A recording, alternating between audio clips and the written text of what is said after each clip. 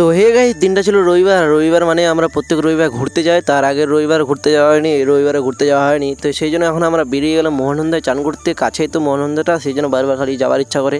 তো এমনি যেতে পারি না, কারণ বাইক টাইক থাকে না, অত দূর যাওয়ার ইচ্ছা করে না। গরম মানে অত দূর বলছি, বাইক থাকলে যাওয়ার ইচ্ছা করে, এমনি হেঁটে হেঁটে যাওয়ার ইচ্ছা করে না। আমরা চলে আসলাম পেট্রোল পাম্পে, আর এখানে তেল ভরে নেবো। গাড়িতে তেল ছিল না। তারপরে এখানে দেখো বন্ধুরা, এটা নতুন খুললো, এখানে হাফার সিস্টেমটা করে দিয়েছে।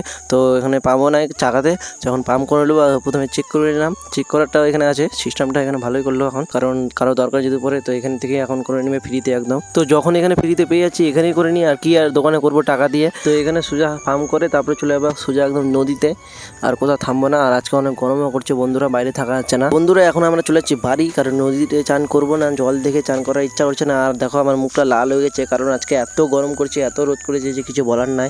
এখান থেকে চান করে গেলে একদম বাড়ি গিয়ে আলু সিদ্ধ হয়ে যাবো। তো ভাবলাম বাড়ি গিয়ে চান করবো ভালোভাবে। তো বাড়ি যাই এখন বন্ধুরা, টাটা, নেক্সট ব্লগে দেখা হচ্ছে আবারও।